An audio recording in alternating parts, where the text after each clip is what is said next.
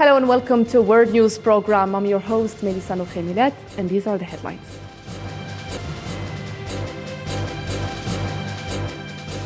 The Secretary General of the League of Arab States, Ahmed Abul Gheit, stresses the importance of the Algiers summit, announcing that it would take place on November 1st and 2nd.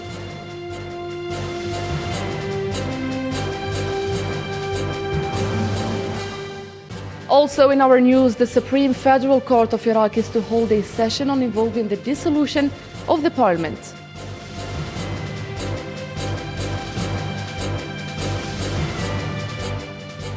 And the 7th Eastern Economic Forum opens in Vladivostok, Russia, with the theme of Gateway to a Multipolar World.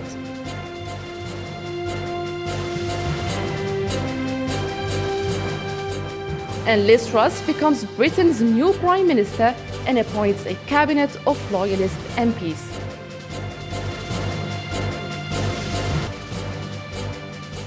Hello again and welcome to the program. The Secretary General of the League of Arab States, Ahmed Abul Gheit, announced on Tuesday that it was finally agreed during the meeting of Arab foreign ministers to hold the next Arab summit in Algiers on November 1st and 2nd. At the press conference, the Secretary General stressed the importance of the Algiers summit, noting that the last Arab summit was held in 2019, more than 3 years ago.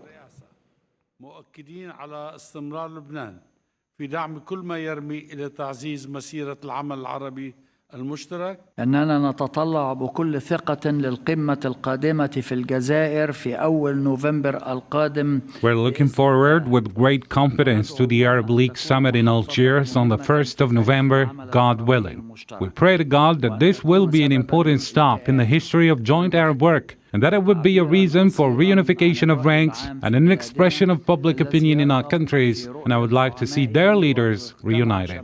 For the sake of this supreme goal, it is imperative that we address any disagreement and contain any problem, keeping our eyes on the Arab interests. معالجة أي خلاف واحتواء أي مشكلة واضعين نصب أعيننا على الدوام المصلحة العربية العليا. Algeria is now ready for the upcoming Arab summit and begun handing over official invitation, as I say, to the countries participating in the summit, foremost of which is Palestine, which Algeria first invited in order to demonstrate the central interest the Palestinian cause will occupy in the agenda of the summit next November. Zahra Farjani has the details. With the Arab summit approaching, Algeria began handing over the official invitations to the leaders of Arab countries. The state of Palestine was Algeria's first stop to open invitations of the Arab summit, as Palestinian President Mahmoud Abbas was the first to receive the official invitation addressed by President Abdelmajid Tebboune. This task, which is part of the latest preparations for the holding of the Arab summit in Algeria, was undertaken by Algerian Foreign Minister Ramtan Lamamra, who was in Cairo to participate in the 31st meeting of Arab foreign ministers. The President of the Republic, Abdelmajid Tebboune, renewed Algeria's permanent commitment to support the legitimate rights of the Palestinian people and his country's aspiration to the active role of Palestine in the success of this important summit. Today, I had the honor and pleasure to meet His Excellency President Mahmoud Abbas, and my first task upon my arrival in Cairo was to meet the President and deliver him the letter of President Abdelmajid Tebboune, which includes the invitation to attend the Arab Summit that will be held, God willing, in Algeria on the 1st and 2nd of November.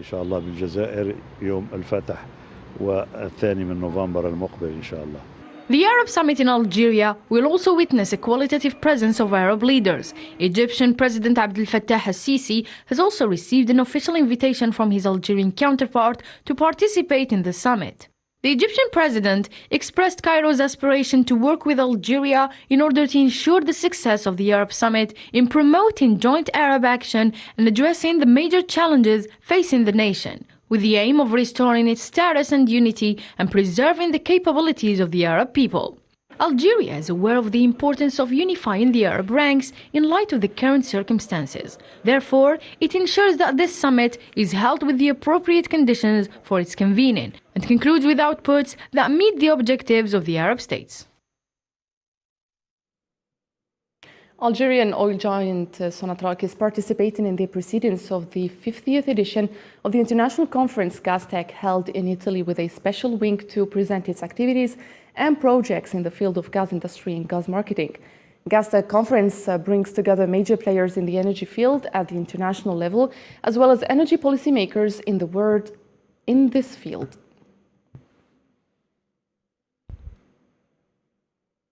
The Vostok 22 maneuvers, which were launched last Thursday under the supervision of Russian Deputy Defense Minister, concludes today. Algeria, along with Russia, China and India, is participating at the Command and Strategic Staff exercise with a combat unit of the land forces that allows improving skills and performing joint tasks, as well as exchanging and sharing experiences with the participating foreign armies. The 7th Eastern Economic Forum opened in Vladivostok, Russia, under the theme of Gateway to a Multipolar World. Representatives from more than 60 countries and regions are attending this forum. Всем здравствуйте, добрый день. Мы очень рады, что вы сюда приехали. Тайфун нам не помешал. Yesterday, Gazprom and its Chinese partners decided to move to rubles and yuan in 50-50 split when paying of Russian gas supply. I would add that short-sighted actions have spurred global inflation. It has already surpassed records that have been set many years ago in various countries. We are now focused on developing our infrastructure in the East. This will open new possibilities for Russian companies to access markets in Iran, India, countries of the Middle East and Africa, and of course also to supplies coming from these countries. Russian President Vladimir Putin said it would be impossible to isolate Russia and that Moscow would defy the West's attempts to push Russia off the global stage. Speaking at the forum, Putin said Russia saw more opportunities in entering markets in the Middle East and Iran following the imposition of sweeping Western sanctions in the response to Russia's military campaign in Ukraine. The role of the dynamic of promising regions of the world has increased considerably. This is, of course, the Asia-Pacific region. Its countries have become new centers of economic and technological growth and points of attraction for personnel, capital and production. After the pandemic, different challenges arrived that have been also global in nature and pose a danger to the whole world. I'm talking about the West sanctions fever. President of the EU Commission, Ursula von der Leyen, said the 27-country bloc found an alternative to the Russian gas through diversification, adding that they will increase deliveries of LNG or pipeline gas from the US, Norway, Algeria, Azerbaijan and others, and that the EU is making massive investments in homegrown renewables through Repower EU.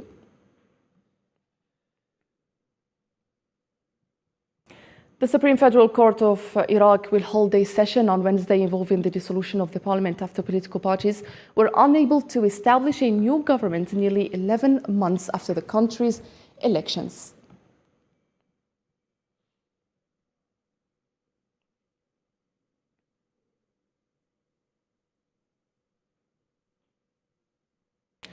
Zionist forces have killed a Palestinian man during raids in Al-Faras camp south of Tubas in the West Bank. The Ministry of Health said the 21-year-old was killed by a direct bullet in the heart fired by the occupation soldiers.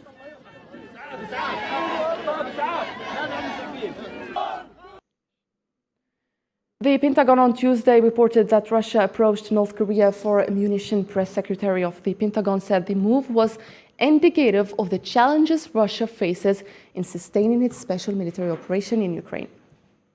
Russia has approached North Korea to request ammunition. I'm not able to provide any more detail than that at this point in time, but it does demonstrate and is indicative of the situation that Russia finds itself in terms of its logistics and sustainment capabilities as it relates to Ukraine.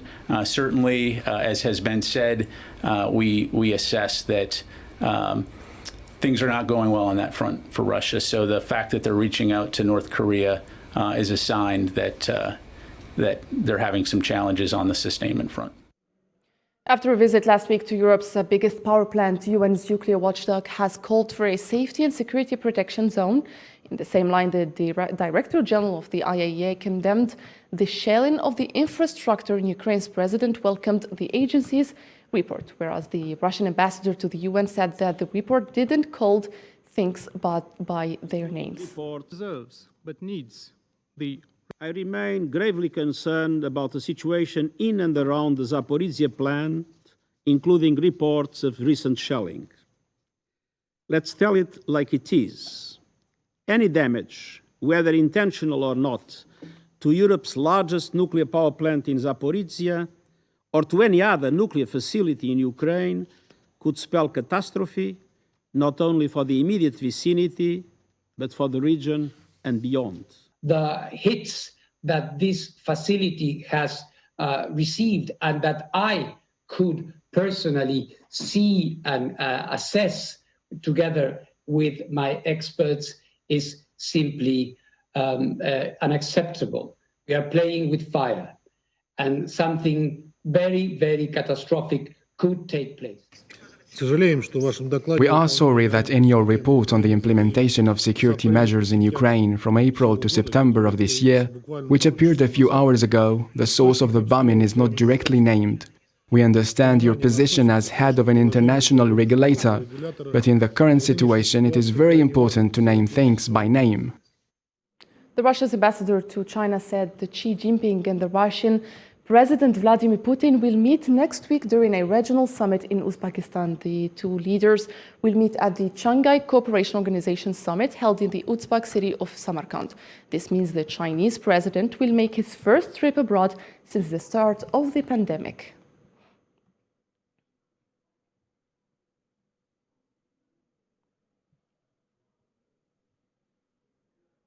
Taiwan's Southern Armored Division held a night firing exercise to demonstrate its combat skills. This comes as tensions between Taipei and Beijing are at their highest level in decades. A battalion commander said his forces will prepare for war but will not seek it.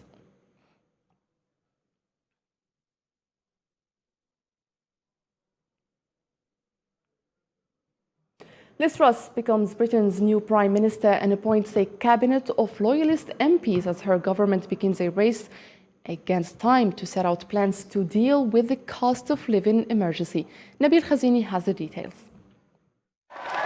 A day one dedicated for a full list of cabinet appointments. The very first 24 hours of Liz Truss as a Prime Minister at Downing Street was above all marked by the nomination of the new government. The first observation is the unprecedented diversity of this new cabinet. For the first time in its history, the United Kingdom does not have a white man in the four most important positions in the government. Another striking aspect on Truss' cabinet includes the complete absence of all those former top officials who supported her rival Rishi Sunak's campaign.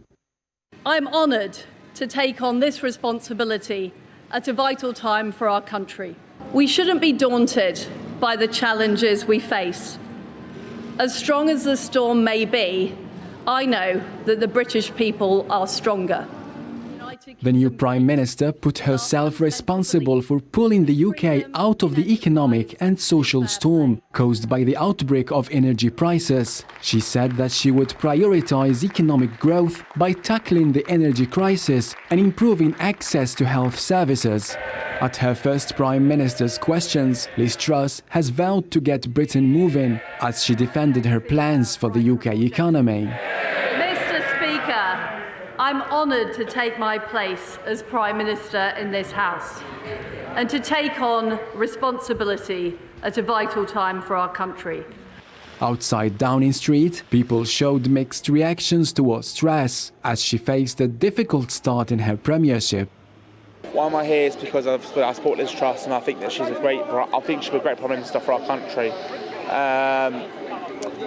Obviously how hopeful I am is I'm very hopeful that she would deliver on a confident plan and negotiate a plan with the government. No, she is no better. No, she probably might be worse than Boris Johnson, but there's not much difference in the two of them. As a national leader selected by less than 0.5% of British adults, Truss is under pressure to show quick results. While 11,000 people were evacuated from Loudoun County, where the earthquake was centered on Tuesday, rescuers raced to locate trapped victims, restore utilities, and bring emergency aid. China Earthquake Network's center noted a magnitude of 3 degrees aftershock at the epicenter at a depth of 12 kilometers early on Wednesday. Many parts of Bengaluru were underwater after torrential rain hit the tech capital, disrupting traffic and causing power cuts. Motorists were obliged to push their vehicles as streets were flooded and people were trying to walk on elevated road dividers to stay dry. Authorities in Pakistan are battling to prevent their largest lake from overflowing its banks after a desperate attempt to drain it failed. Fears that Pakistan could face severe flood shortages are rising as half of the nation's food is produced in Sindh province. UN Secretary General Antonio Guterres warned Pakistan is going through a difficult time. Pakistan is in this hour of need after the devastating floods that we are witnessing. Nature is striking back, and climate change is supercharging the destruction of our planet. Pakistan, Chad, the Horn of Africa, where the drought is causing famine, all these things represent an enormous threat to all of us. Today it is Pakistan, tomorrow it can be anywhere else. To deal with climate change, that is the defining issue of our time, with a business-as-usual approach is pure suicide. Another wildfire swept through California, killing 2 people and prompted many people to evacuate in Hemet amid continuous efforts by firefighters to contain the blaze.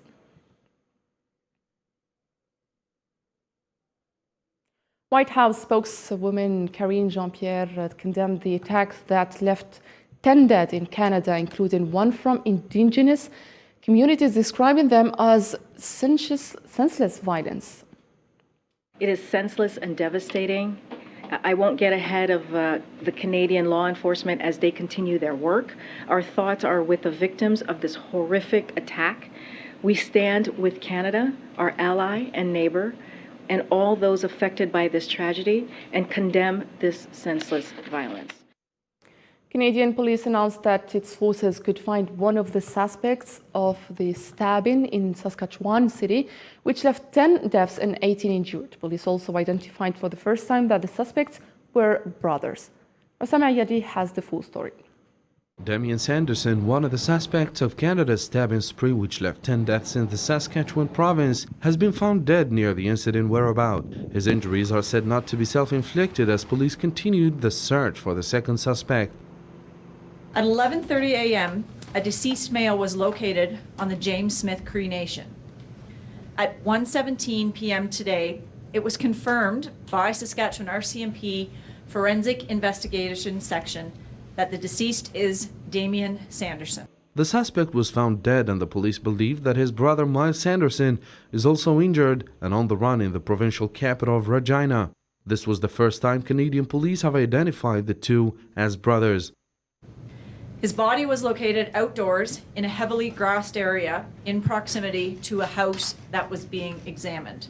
This comes on the second day of a massive manhunt for the pair, who are alleged to have carried out a series of stabbings, which also left 18 people injured and are one of the deadliest attacks in the nation's modern history. For his part, Canadian Prime Minister Justin Trudeau stated that the flag above Canada's Parliament building in Ottawa would be flown at half-staff to honor the victims. As a show of solidarity, all federal buildings in Saskatchewan have been lowered, and the Peace Tower flag has also been lowered to half-mast. Authorities explained that some of the victims were targeted, and others appeared to have been chosen at random on the James Smith Cree Nation and in the town of Weldon in Saskatchewan. They have given no motive for the crimes, but a senior Indigenous leader suggested drugs were somehow involved. The United States congratulates Kenya's new president, William Ruto, and welcomes the conclusion of a peaceful electoral process after the country's Supreme Court confirmed William Ruto's victory in the August 9th presidential election. Kenyans are eager to resume their lives. And now for more world news, let's follow this report by Islam Seed. Chile's President Gabriel Boric announced a major innovation of his administration on Tuesday, following voters' rejection of the new constitution that was key to his ambitious agenda. Today marks a new beginning with new impetus for our governments. As I said before, it has not been easy, but change is never easy. I have confidence in this team that accompanies me to lead the reunion we have to exercise in Chile through the Constituent Assembly process that will continue its course. The leader of the Democratic Party, Enrique Lita, launches his campaign in Rome for the general elections. The former prime minister addressed center-left voters as an attempt to confound opinion polls that indicate a right-wing campaign alliance is headed to triumph. I see that Salvini has already started to divide up ministerial positions with others. I would like to say to Salvini, go ahead and divide up the ministries, but in the end, they won't be the ones to win. Dr. Anthony Fauci stated during a press briefing at the White House on Tuesday that the future COVID-19 vaccination schedule will probably resemble that of the influenza vaccine, which is typically given once a year and will continue to be free of charge in the country. We likely are moving towards a path with a vaccination cadence similar to that of the annual influenza vaccine, with annual updated COVID-19 shots matched to the currently circulating strains for most of the population.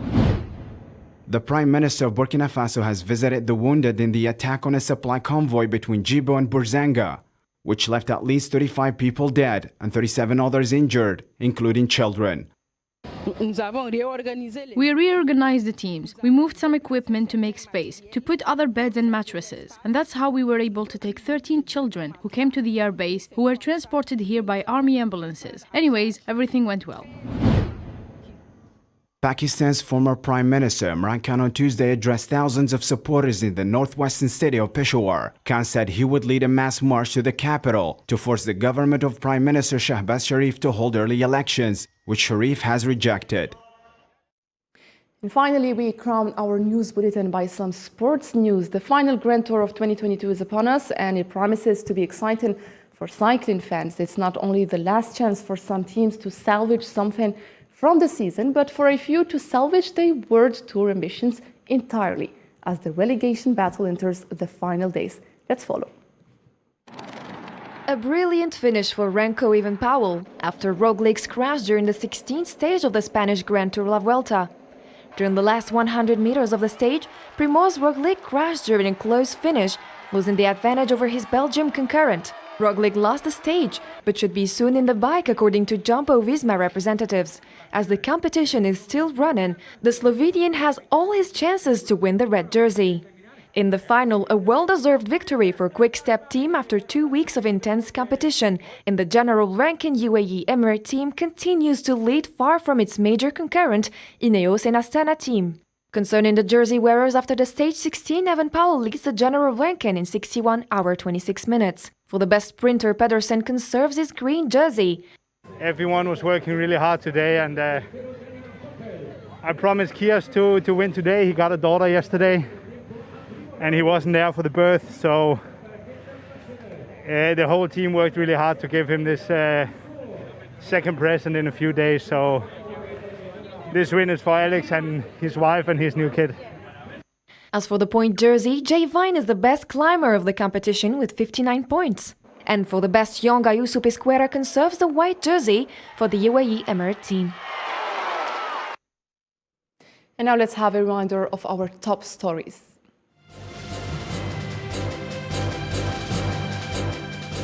The Secretary General of the League of Arab States, Ahmed Abul Ghaith, stresses the importance of the Algiers summit, announcing that it would take place on November 1st and 2nd.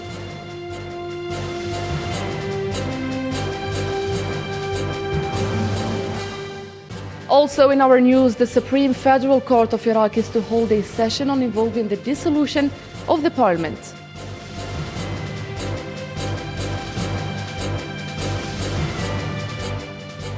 And the 7th Eastern Economic Forum opens in Vladivostok, Russia, with the theme of Gateway to a Multipolar World.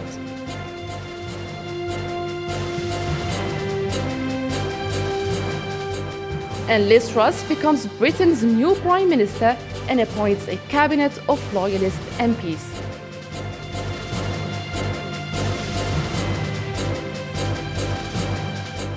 Well, that's it for today's World News. For more top stories, don't forget to follow our social media platforms on Facebook, Twitter, Instagram, and YouTube. Thank you for watching, and goodbye.